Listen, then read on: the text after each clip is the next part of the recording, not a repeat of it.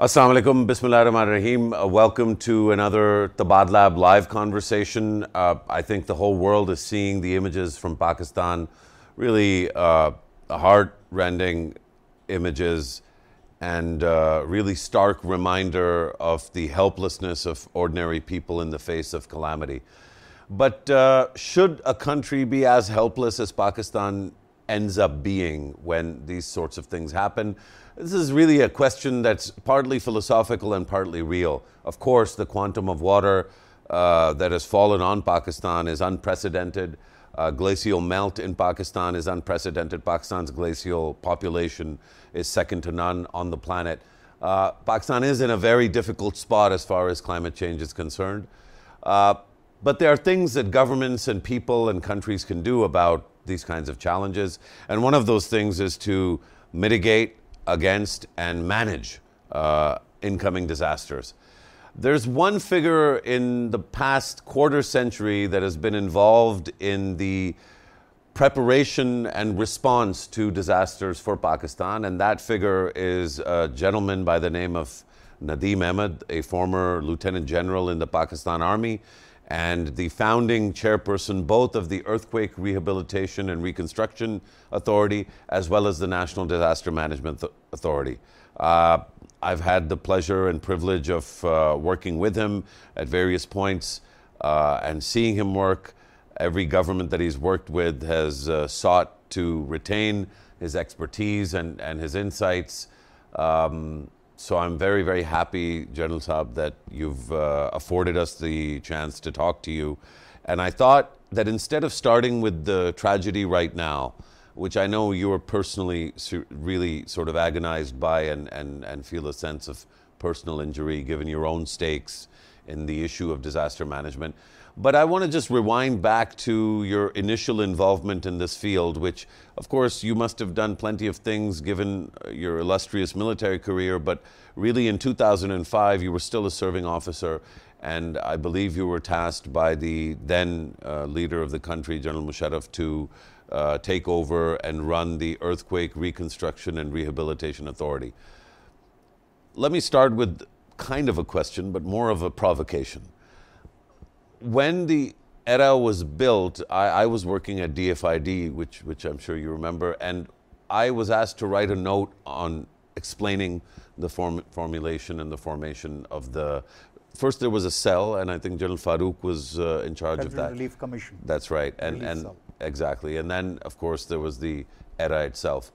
And one line that I remember from the explainer note that I wrote was that I wasn't certain that Pakistan should be proliferating new organizations, and reconstruction is really a P&D, it's a planning and development or planning commission issue. That's where big ticket items go to be processed. Maybe we can have a separate thing in the CDWP or the the YECNEC, but why do we have to have a separate authority? But we did have a separate authority. So start there. Was my argument holding any water, or was that just naive? I think absolutely correct. Now let me just take you back to those days. I was commissioned into the Federal Relief Commission as the Chief Military Coordinator, which was the major responding agency, and I was coordinating the relief effort. When the relief started and the international community started to arrive in Pakistan, trying to help the afflicted population, they went to EAD. Yeah. And they said, we want to help. The reply from EAD was, we can move it on the file, but we cannot take decisions as quick as you desire from us. And that thing then traveled to General Mosharraf, and the people at that time who were at helm of affairs, they decided to create a dedicated agency called the Federal Relief Commission. Yeah. Because the existing civilian organizations were not in a position to respond to a disaster of this magnitude. Now, if you look at the responders also, that was the largest helicopter-borne relief operation. The military has engineer units which can be deployed to open the roads and provide water points. The military has the field hospitals, a number of them, so those could be deployed. The military had the numbers in terms of manpower to reach out to the toughest of areas, and where the jeeps could not go, they had the animal transport units which could take the relief items right up to the farthest mountain in Pakistan. All the district authorities in the country would not be able to put together that kind of resources, right? No country in the world can put that kind of resources at a short notice. And the biggest point is that the military has presence all over Pakistan, right from Peshawar, Lahore, you go down to Multan and Hyderabad and Karachi and Quetta. So you can mobilize the first phase of resources within the region where a disaster has happened, and then piggyback the rest of the lot from other areas. So that advantage the military has, and that is why we were the first one, by the way, in Pakistan to respond to a disaster with the help of the military. And at that time, the humanitarian community had reservations on accepting this fact that military can be used in relief efforts, because they had, thought they will not be neutral and they will not be efficient, they would not be knowing the fair standards. So, but then it has now become a norm in all over the world that the militaries are accepted as a useful partner in relief operations. Now coming to reconstruction, and why did we need a dedicated organization vis-a-vis the P&Ds and the Planning Commission? In Planning Commission and P&Ds, they have a habit or a culture of work as usual. They will make huge project documents. The PC ones will go through a process which is time consuming. Ultimately, the money will be allocated. There's a huge process again of procurement of contractors and things, and longer periods of construction. And the decision making was centralized at the PDWP level or the CDWP or ECNIC level, right? And these meetings don't happen quickly. Now, in case of normal development, it's all right, because the people have not seen a bridge or a school or a hospital there. So, in the normal development work, when it is raised, when it comes into being, then people realize, yes, it is good, it is important, it has eased up their problems and their life. Whereas in reconstruction, they are already used to using a certain bridge or a hospital or a school. So they want those facilities as of yesterday. So speed is essential, right? And speed means special procurement procedures, special approval procedures, galvanizing the whole community, galvanizing the contractors. Now, this is the job that does not fit into with the regular P&D departments and the planning department. They don't do work like that. You needed to even motivate them. You needed to go to the, let's say, cement sector. You needed to go to the steel sector. You needed to go to the transport sector. That for God's sake, you need to provide things at a much lower cost, right? So we were looking at maintaining the costs. We were looking at, because in both the areas of Kashmir and KP, there was no industry which could readily provide them the blocks or the cement or the steel. And then we also had to keep in mind that we will look at some of the vernacular solutions like dhaji, which is a wooden frame structure, or like bhattar, which is the stone frame structures. And there were like 625,000 houses to be made. Now, 625,000 houses which were to be made costed $1.2 or $1.3 billion. Now, P&D and CDWP does not know how to make houses, because they have never made a project for a number of houses, and this was to be owner driven. So P&D does not have experience of, or for that matter, the Planning Commission does not, or Planning Ministry does not have that kind of an experience to work with the community. So therefore, you needed a separate dedicated organization which could evolve strategies in consultation with the NGOs, with the donors, with the communities, and with the situation on ground, taking military fully on board, taking NADRA fully on board, taking contractors fully on board. So you needed to galvanize the whole nation. You needed to galvanize the corporate sector, come and help the widows and the orphans. So, this task does not sort of match the capacities that were required. So, a dedicated organization was created, and I can tell you that I have been to different conferences in the world, and the Pakistan reconstruction experience is considered to be one of the best reconstruction examples in the world. Now, let me take you a step ahead. Comes 2010 flood, and I was at that time the chairman of NDMA. Before we come to the flood, do you mind if I just register a couple of complaints? Yeah, sure. So you know, I think two things definitely happened in ERA because of ERA. I think the big ticket infrastructure, especially power and electricity, but also roads, I think that definitely happened, right? There was a lot of, if there were 100 roads that needed to be built, probably 95, 96, 97 of those roads were built. Yeah. Similarly with electricity, because those are very obvious big ticket things that you can do. Houses are a much more micro thing, as you rightly pointed, but because you had the housing grants, which, you know, cash grants, yeah. the cash grants that were specific to families. And they were conditional. Understood. And I remember that at that time, that was a very unique program where very rapidly you were able to restock housing at the local level from a central agency. But there's one element of all this that hasn't gone well, and that is schools. There were 5,800 schools that needed to be rebuilt. Even today, there's something like 2,300 schools that are unbuilt. This is from ERA's own website. Okay, let me, I think. Can I explain why? Let me give you the theory. Why did this happen? I think it happened because big ticket infrastructure is easy to do because you make a big purchase and big time procurement, and the demand for it is very high. People can protest for a power station, for a grid station, for a road or a highway. Schools are much more micro, and schools have been replaced all over Pakistan over the last 25, 30 years. Government schools have been replaced by low-cost private schools in people's homes. So if you put those that combination of factors together, and you put the apathy of the Pakistani state towards education into that mix, it's not surprising that schools got left out. Okay. Is that totally unfair? Yeah. Okay. Okay. Okay. Let me. You know, you must understand the context. Most of the schools.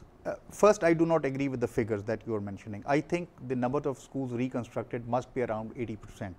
Okay. Right.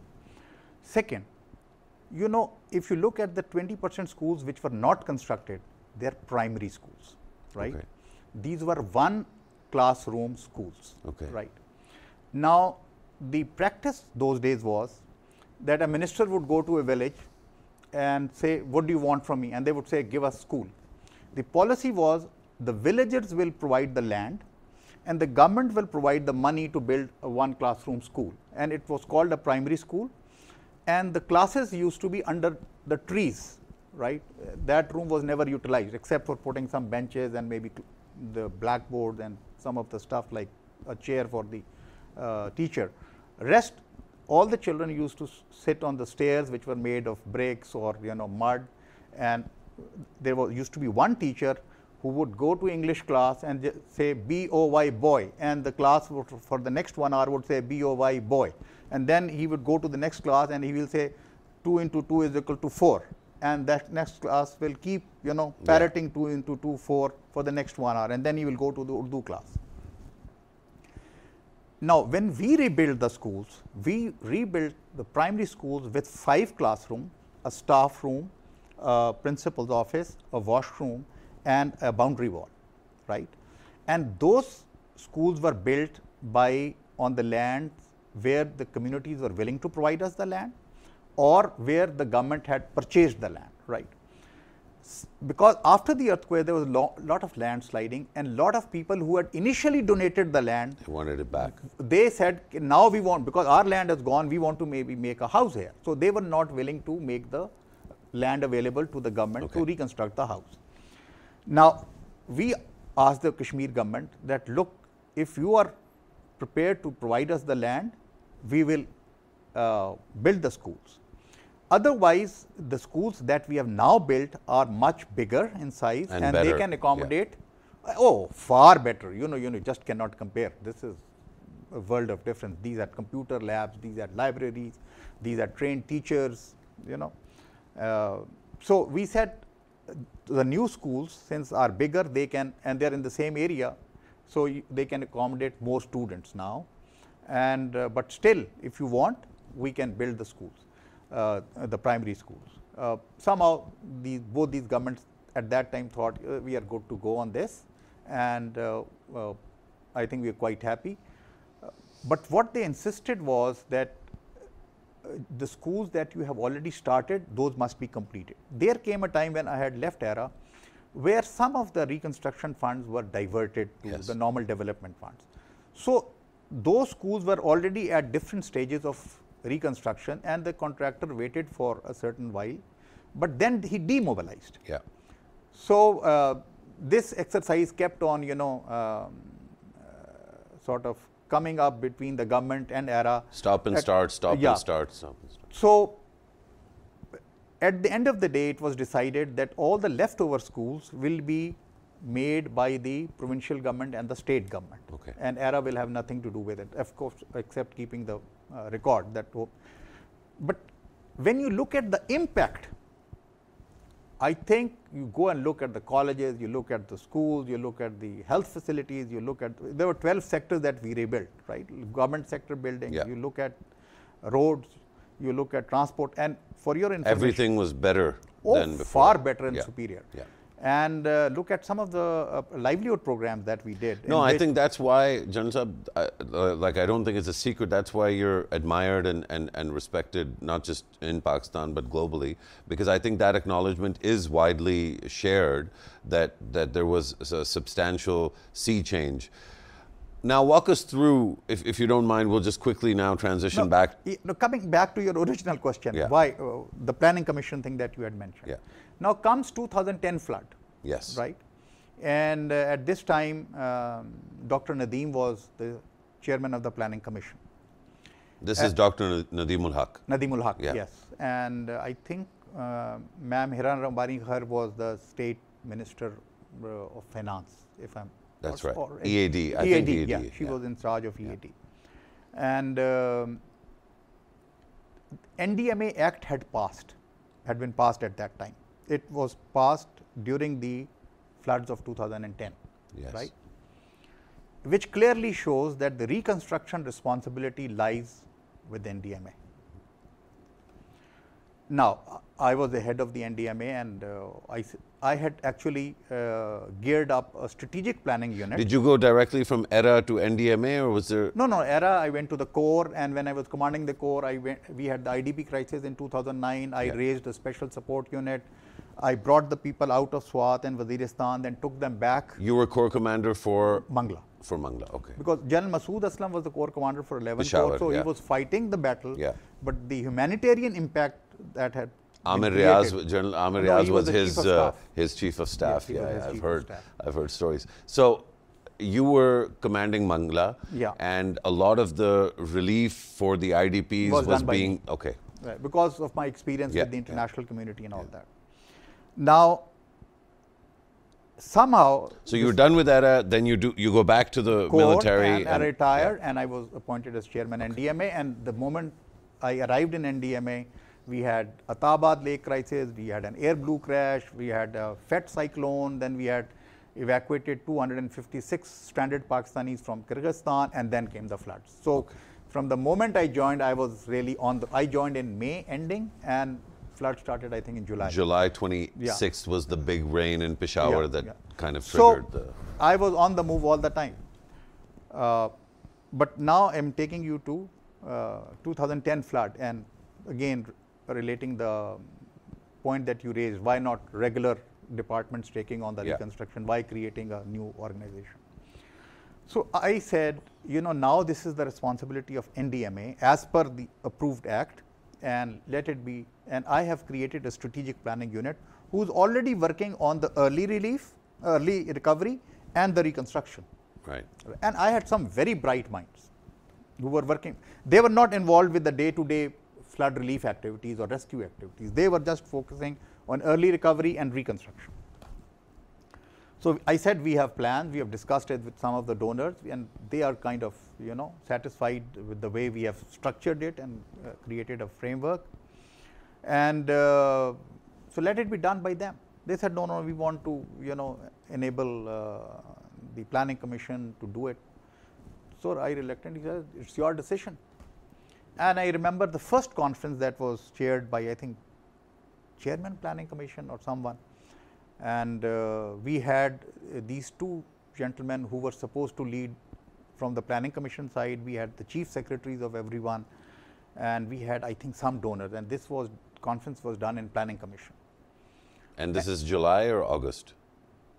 Early August, probably.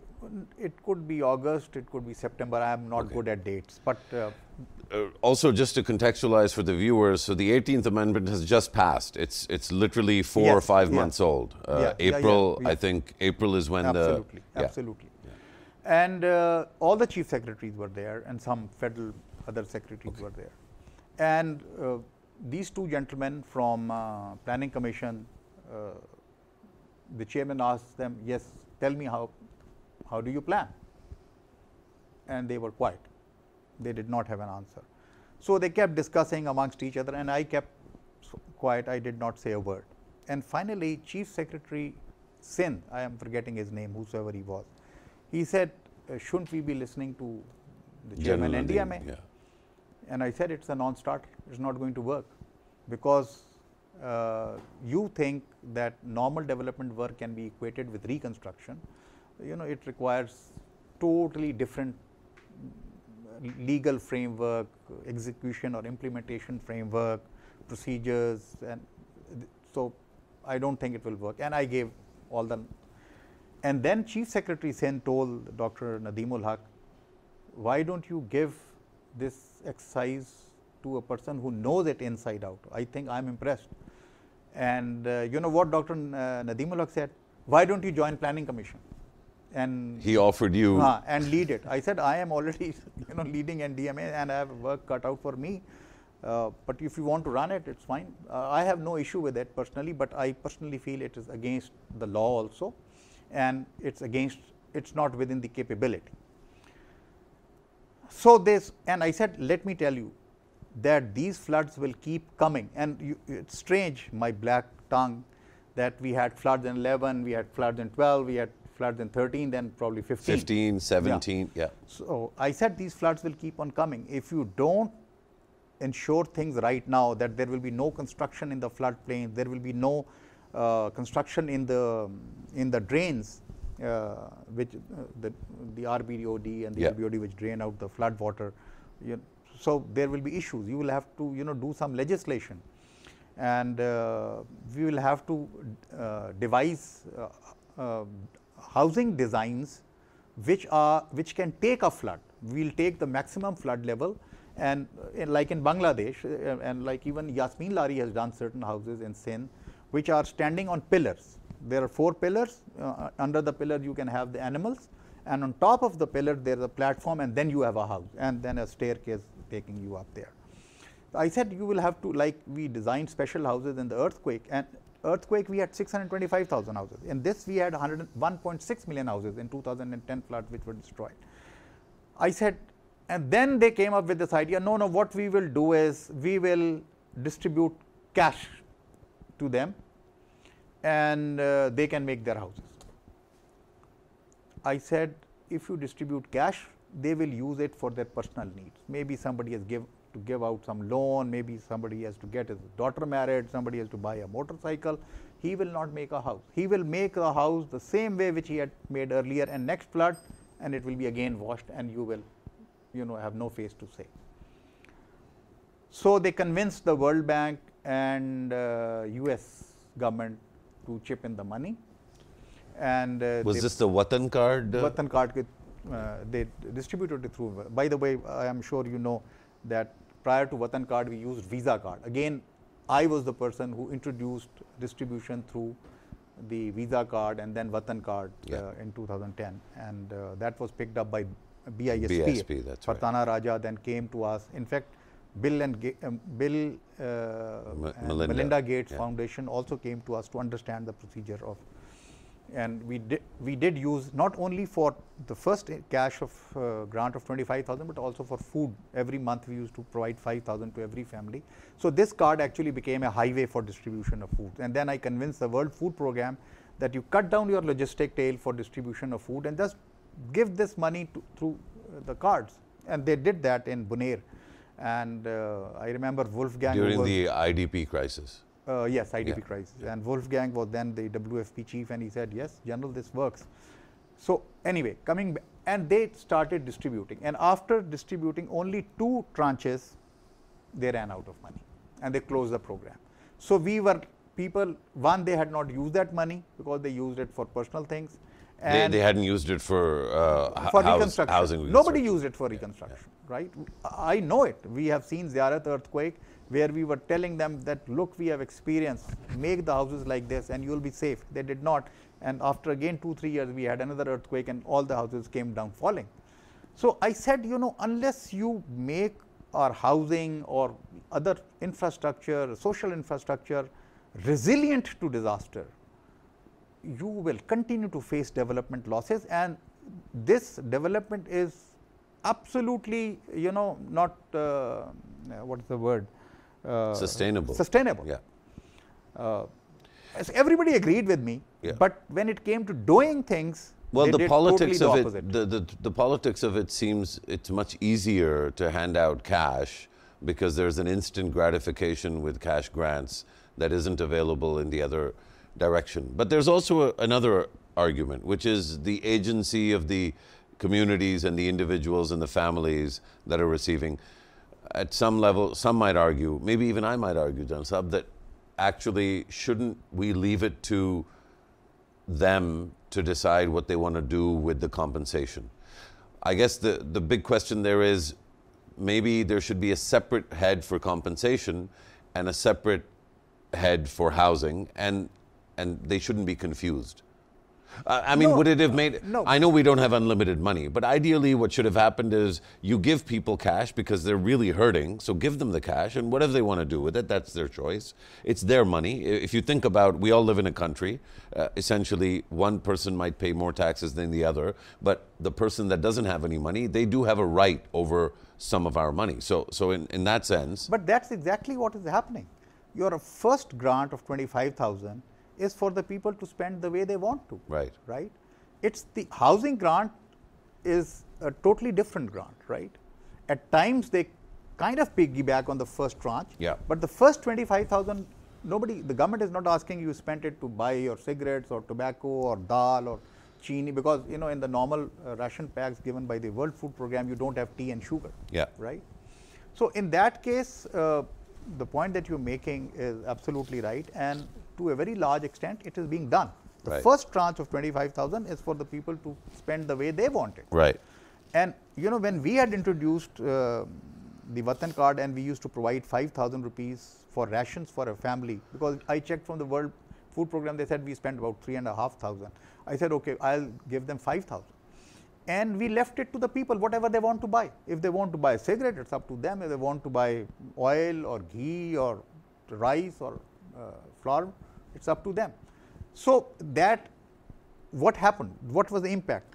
One, the recipient was happy that he's making decision Yeah. as to what he wants to Yeah. buy. The community that was hosting them, Because they're spending that money there. they were happy because that money was getting into their circulating in the economy. economy. Yeah. And our people are pretty good in logistic supply systems. It's supply and demand. If you think DI Khan needs so much of sugar or tea or flour, cigarettes. so Yeah. they will buy it from Yeah. the open market Yeah. and provide it. Yeah. And at the end of the day, both come out winners. Yeah. So I think one of the consistent failures in Pakistan is agency and authority at the local level. So we do have very, I think, heroic district administrators. Along with our soldiers, I think the unsung heroes of disaster relief tend to be our district administrators, DCs, ACs, all the ahlkars at the direct contact level. But what we don't have is decision-making autonomy at that level. Nobody wants it. The provinces don't want it. The civil bureaucracy in Islamabad and in the provincial capitals doesn't want it. I think politicians don't want it.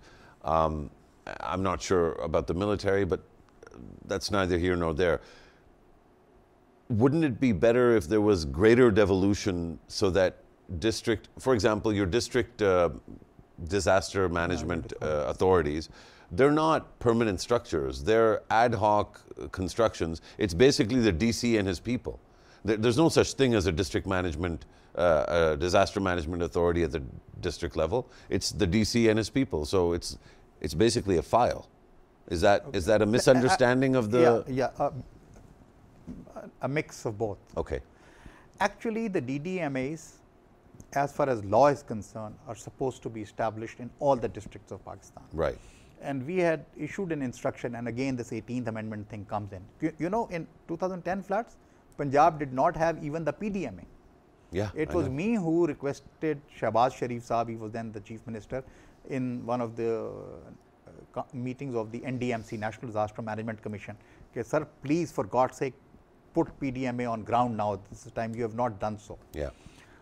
So, kind of him, he sort of established it. And in phase 1, you know, we had decided there were certain number of districts, I'm forgetting 78 or something, which were more prone to disaster. We said in phase 1, establish DDMAs in these districts, and then, you know, you can scale it up to the other districts. And the DCO or the DC is supposed to be the boss of the DDMA. You know, is that a good idea? Not a bad idea as a stopgap measure, but I had recommended, like, you know, we used to have ED education executive director or DEO, DEOs and EDOs, EDOs, executive district officers. Yeah, I said you have an EDO as the head of the DDMA, and he can continue to know who all are the relief providers here, which people live there, what is the multi-hazard and vulnerability risk assessment of his area. So he does the secretariat work. And when a disaster comes, the DC, you know, superimposes himself on the DDMA, and he has all the maps and everything set up, you know, where are the relief hubs. You know, now we have relief hubs at the district level. So, and what is lying there, what is short there, should we spend some money and, you know, make up a number of tents or number of blankets or number of water coolers. These are recommendations that are directly from your lessons learned document, you know, but in 2010. These were implemented also. There were few large relief hubs, warehouses, which were constructed at the provincial level, and there were like it was called relief relief warehouses at the provincial level and relief hubs at the district level, right? Smaller, and they hold certain relief stores at all times, which are not perishable, of course. So, as a result, if the DC, you know, kind of is a little active, he can use this DDMA, and if there are districts where this DDMA does not exist, I will strongly recommend that it must be done.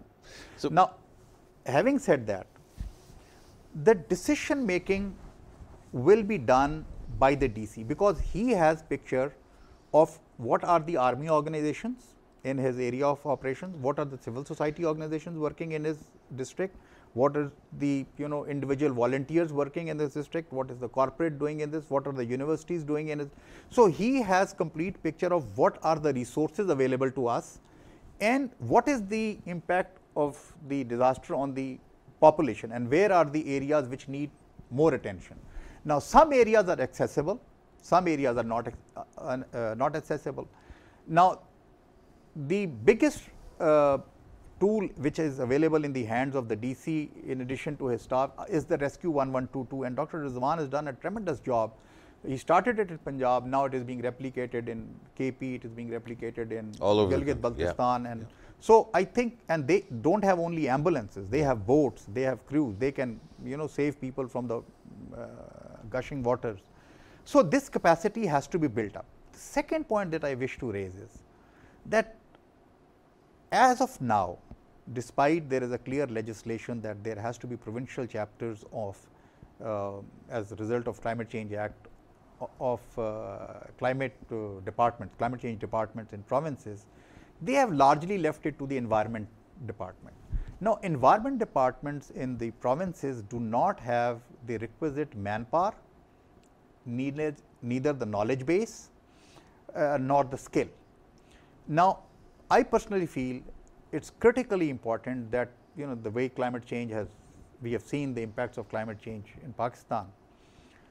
We need to maybe combine climate change and environment in one directorate and empower it, give it the right kind of resources, both human and technical resources, provide them the training, and they, along with the PMD and other directorates, they can become a very useful hub for knowledge dissemination. So they can become a knowledge dissemination center. They can be part of the Punjab or Sindh or KP emergency operation centers, because all these PDMAs have their emergency operation center, like NDMA has the NEOC. So the knowledge of the disaster spreads to the field, up to the DDMAs. DDMAs are provided the resources, and let the DDMAs take the lead role in coordinating the entire relief effort. I think in theory that's exactly the way it should be. And in these conversations I have a habit, and I'm trying to develop, I mean, there's also, I see it as an important role for me to establish a certain kind of tone, which is a positive one. But General Sahab, I have to tell you, I'm extremely cynical about the prospects of the provinces being able to do this. Because the last time you asked them to do something, to set up the PDMAs, the experience is, in the most positive way that I can put it, it is a mixed experience. From 2010 till now, when I look at the list of, I think it was 26 or 27 recommendations that you had. Now, what a lot of people don't realize, and you pointed to it, is that a lot of those recommendations were followed. And they weren't necessarily followed because people admire you or were scared of you or anything. It just made logical sense. And so it had to happen. Plus, there's always, good people in every government at every level that see the lessons learned document of any kind of experience and say, you know what, let's do this, let's do A, B, C, and D. So I think a lot of those, I would say maybe half or more of those things have been done. We're actually conducting a study to confirm that. We've got Ammar, your former colleague, working on that. We'll be talking to others from the 2010 experience. But I guess the question, or maybe again the lament or the complaint, not with you so much, but with the system, is there is a constant effort not to devolve decision-making and authority and resources, but to hold. And so you mentioned the NEOC, but in the COVID-19 crisis, we didn't see the establishment of greater capacity in the provinces and at the districts. We saw a convergence of whatever resources there were at the central level, and interestingly, a very successful model, actually. Now, that negates your 18th Amendment argument. It sure does, and that's the point I was going to come to, that these are some of the conflicts that I think serious people in Pakistan have to contend with. In principle, and in terms of the idea of Pakistan, I don't see any path to me being convinced that provincial autonomy is not a good idea. In fact, the reason is not linguistic or regional. The reason is beyond provincial. I want district autonomy. I want every city and because it's only when Pakistanis begin to own their lives that they'll actually be truly empowered. A lot of people have to, we have to get people's paws off things, for that to happen. And I think it's fair to say that the civilian system is as guilty or as responsible, or even maybe a little less responsible than the military, sort of overarching military overreach in many aspects of civilian life. But if we put that argument aside, I realize that you are not so excited about the 18th Amendment. But you yourself said that it's important to have provincial agencies, it's important to have district agencies. So how do we, in many ways, you and I are on opposite sides of the same argument. In the sense, we both want stronger districts and stronger provinces.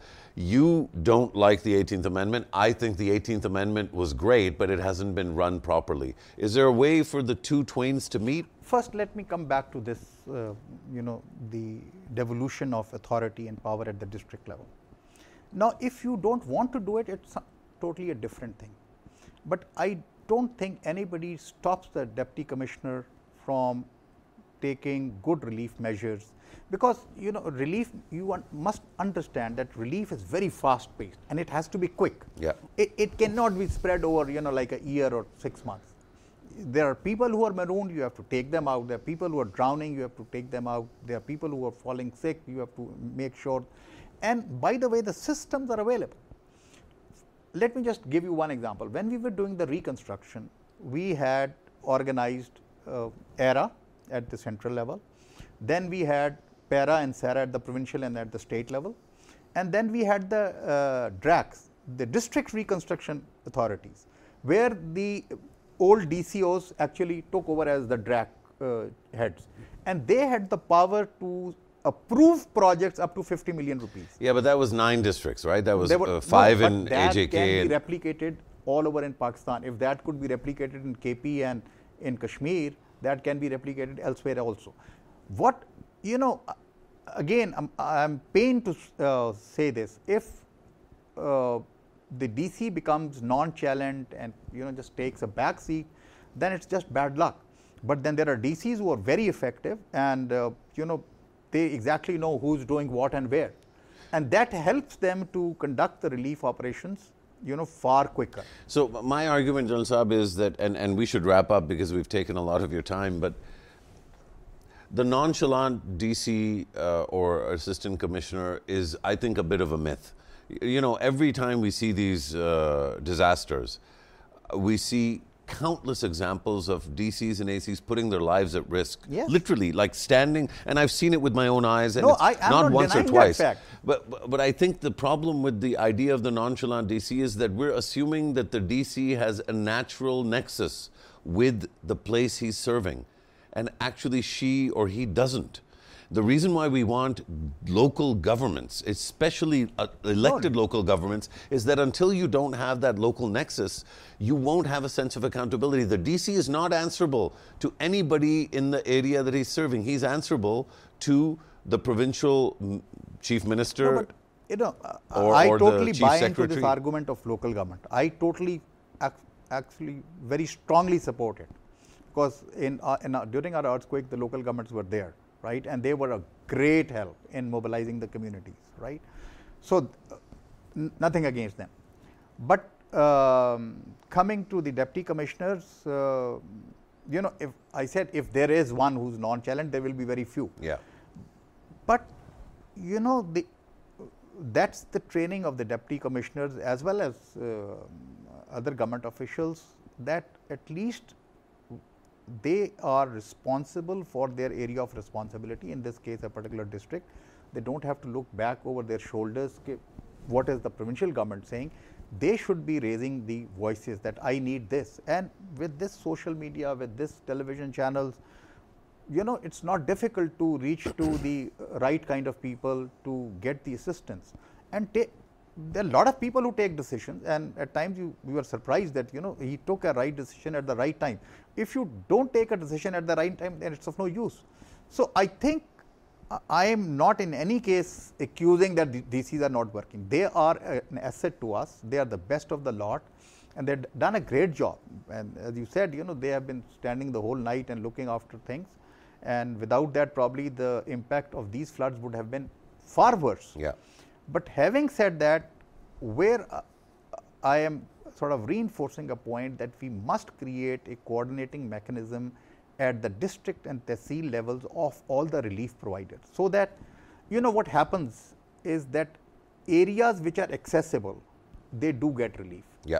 The villages that are marooned, they are left out. So the army takes over and drops but they have a limited number of helicopters, so they could do that much. So if somehow he has the complete picture, he can give priority, and the army works at, they will, if for example the DC knows that the helicopters are landing and the DI Khan stadium for refueling or replenishment of food items, he can always walk up to them. Yeah. That look, I have got a report that this area is marooned and this area is in a bad shape, so please do this. And the pilot will be very happy to say, come on sir, hop on board and I will take you and we will do it together. So we need, I think you're absolutely right. I think we need a more robust communication and coordination mechanism at the local level. Absolutely. I guess, and I think we probably agree on this, my argument is that if you had elected local governments, there would be a natural communication in court, because that would be great. Yeah. That would be great. You mentioned coordination and coherence at the local level. Maybe we end the conversation, and I don't think this will be a short point, but maybe the last bit of our conversation, we could focus on coordination and coherence at the national level. We've just had the UN flash appeal. As you know, it was the initial call was for 160 million. The initial call in 2010, when you were leading, I believe you were leading the conversation at Pakistan's end. At that time, OCHA issued a $412 million initial appeal, and of course that multiplied by almost 4 times by the end. 1.9 billion. Yes. I'm sure that this appeal is also going to inflate. I hope so, because otherwise it's absolutely insufficient. No, I agree with you. It's completely insufficient. But I think there's a couple of nuances here that perhaps you and OCHA was thinking about when they issued this. One of them might be that because of your recommendations in 2010, it seems like, we'll take the case of Munda Barrage, and maybe you can talk a little bit about that, because again, I know you were intensely involved in that. A lot of the rebuilding after 2010 did actually learn lessons. And so the quantum of water this time out of Munda was higher than in 2010, but the damage in Charsadda, Nowshera, and the environs was much lower. Now that isn't an accident, I don't think. No, that's disaster risk reduction. So tell us, walk us through what was done to enable the reduction of that risk. You know, actually, when the NDMA Act was passed and the first National Disaster Management Council meeting was held, a decision was taken that all the provincial governments, because you know in NDMC the chief ministers are represented, are there, they're part of it. That 1%. So it's like a council of common interest for disaster. It's totally disaster oriented. Yeah. And it was taken, a decision was taken that 1% of the development budget would be spent on the projects to reduce the existing risk. And was it? Some of the governments, like KP government did it, right? And they did it consistently, you think? I am not privy to it, but I know that a lot of good work was done by the KP government. I'm sure others also had done it. But you know, the biggest plus point out of that is that I was tasked and I was picked up to create a newly established fund called the National Disaster Risk Management Fund. Yes. I was the founder chairman. This is what you did after NDMA? No, after NDMA, actually, I worked for World Food Program, and then prior to that, I was with the Tabadlab Commission, and then I was the CEO of the Mari Petroleum, and then NDRMF. So there was a gap between the two. Huge gap. So this was, when I joined this, now it has 2 streams. One was providing 70% grants to the provincial governments and to the NGOs, the civil society organizations, 70% grant. They had to cough out only 30%. And you have to pick up projects in line with either the Pakistan, the National Disaster Management Plan. It outlines certain projects, and there was another document which was prepared by the Flood Forecasting Commission. It's called the Flood Protection Plan or something. So the binding was that all the projects that were to be submitted by the provincial governments or the NGOs must feed into these 2 documents, which were approved by the government. And so we did some flood protection works, we did some strengthening of schools and hospitals work, we did community-based disaster risk management. And then the work was going so well that the World Bank decided that they will put another $188 million for the climate change side. Great. So now there's a disaster risk reduction stream, and there is a climate change adaptation stream going on. This is adaptation and not mitigation? No. Only adaptation. Stream going on. It is quite unfortunate that when I left NDRMF, so it was left leaderless for a very long time. There was no leader. I don't know who. What year did you leave in? I left it in what? 2018 or 19? It's almost like 2 years. 2020. 20 maybe. Yeah. 20, and we did not have any CEO, and we still don't. No, we just got one new gentleman with the name of Mr. Bilal. Okay. He joined, I think, few months back. Okay. And I just wish him the best of luck because he's a young guy. I'm sure he'll take it forward. The team was very good. That team has been now taken some rough patches, but I'm sure with passage of time this will. But what pains me that $188 million that was meant for the climate change stream has a large part of it has been put for the flood relief effort now. Right. The second thing that I wish to highlight is that as of now, the program that I am a national advisor of, the Climate and Adaptation Resilience South Asia, it's an Asian Disaster Preparedness Center project funded by the World Bank. It's a regional project in Nepal, Bangladesh and Pakistan. And this is the only project or program which is developing knowledge products. Okay. And we are trying to work with the Punjab government, we are working with Punjab government, Sindh government and Balochistan government with Punjab on agriculture, climate smart agriculture, and with Punjab and Sindh on integrated water resource management, because those are areas which are likely to be struck by drought more frequently. And with some of the federal ministries, we are working on public policy and finance. So, we need to strengthen such kind of initiatives where we provide knowledge, and these are, like substantive recommendations for the government to take up. And these can easily be converted into projects that can be funded by the Global Climate Fund or Global Environmental Fund or Adaptation Fund, because we do not have that kind of money. So, I think we need to look at empowering NDRMF and projects like CARE to really sort of contribute substantially to the DRR and climate change adaptation agenda of Pakistan, which should be now the topmost priority. Now, having said that, and I understand you are short on time, the relief and rescue work is just the first part of it. Yeah. We must also understand the impacts. There will be food shortages. There will be spread of disease like cholera, like gastroenteritis, like malaria. You have to drain out the water. There'll be a massive learning loss because of the schooling disruption. Of course. There'll be mental health crisis among children and young people and even older folks. Yeah, there will be livelihood loss. There will be migration. Yeah. So the impact is huge. This is the time that we must understand what is going to be the cost of this flood, not only in terms of monetary loss, but other losses as well. And start to strategize, how do we want to take this forward? Yeah. How do we, when the people start to return, it will be time for plantation of rabi. Yes.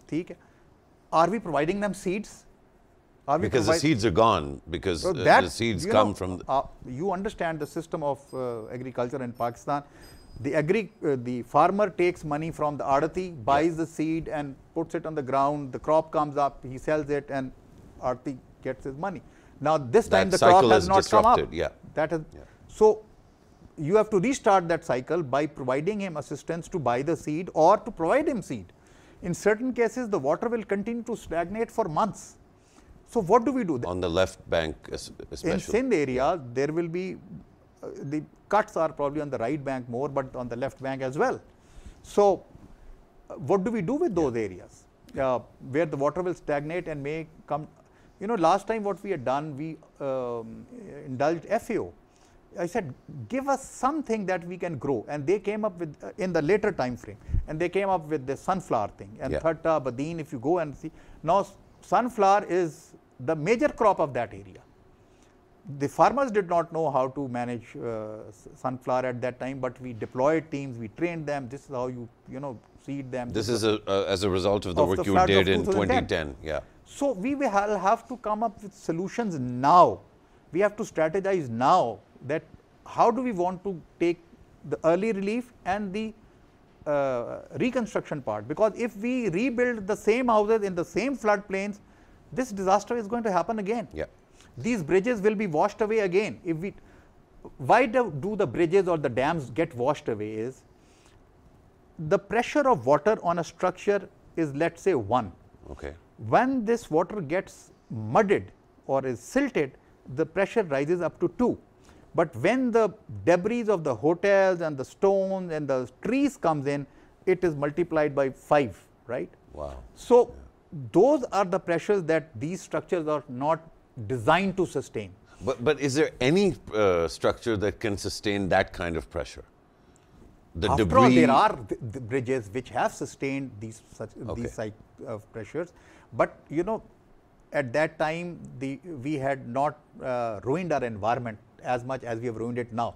At places where during the Imran Khan's 1 billion tree tsunami, which are now pretty grown up, they have saved a lot of things, because they provide a kind of a breakage to the water. So deforestation is a major sort of. Yeah, deforestation.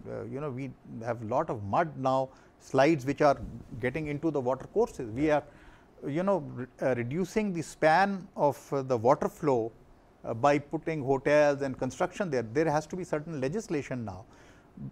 Kacha areas have been occupied over a period of time by the influentials. First they just grow, you know, level the area, grow the crop, and then start to build some small little hutments and then houses. You know, what are we doing? So I think there is a requirement for the government and the provincial government especially to sit down and look at it. You know, there is a group of people who are worried about what is to be done right now. What is to be done tomorrow and day after tomorrow? Nobody is looking at that. I was surprised to see a statement by one of the federal ministers or ministries that the reconstruction cost is 10 billion. For God's sake, 20 million people affected in 2010, and the losses were 10.056, and these were not the personal losses, the people who lost their, you know, bedding and the savings, whatever they had. It was just the infrastructure loss and the agriculture loss, the livestock loss. This time it is 33 million, and you are still saying 10 billion loss. It will be much more than that. So if we don't have our figure right, we will not be able to plan it right. So, you know, I am just pained to see this. You know, this is not going to work. We will have to, you know, upscale our effort in understanding what we are doing, and then what are we doing in the long term future. Look at the NDRMF, look at programs like CARE, look at Civil Society Coalition for Climate Change. Make this National Climate Change Act, you know, they've just announced the council, all right, but we need to put a lot of things together to make it effective. Look at the capacities of the province at the provincial level. Do we need to create a new directorate, climate change and environment? Unless we do all these things, we create coordinating mechanisms, start looking at the DDMAs, you know, create capacities. Unless we do this, I am afraid these disasters, climate change is here now, it's not going anywhere. And it's not only the glacial water. 2010 flood, it was riverine floods. This time it was hill torrents plus riverine floods. Next time it will be hill torrents, riverine floods and the glacial melt, right?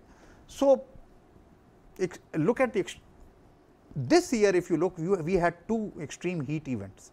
One, when the crop was standing. Second, soon, I think 2 or 3 weeks later, when the new crop was sown and they were hardly about 6 inches above the ground. Yep. So both destroyed. Yep. And then came the floods. And I can tell you, after some time, there will be droughts. Now, there's an opportunity here. I think you are allowing me to speak, so let me just speak my heart out. I think this is the moment. Now, yeah, absolutely. You know, in Pakistan, what had happened, we have ruined our groundwater. Yeah. We have the amount of discharge of groundwater is far more, or the extraction is far more than the recharging. Now, because of these rains, the groundwater level has come up.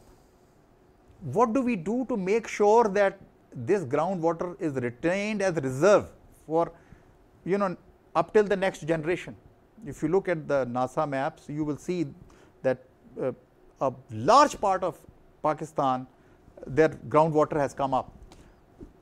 And what can we still do? Can we still, for example, in Islamabad, CDA and the Pakistan Council for Research on Water Resources, joining hands together, they are doing 100 injection wells to raise the water level in Islamabad.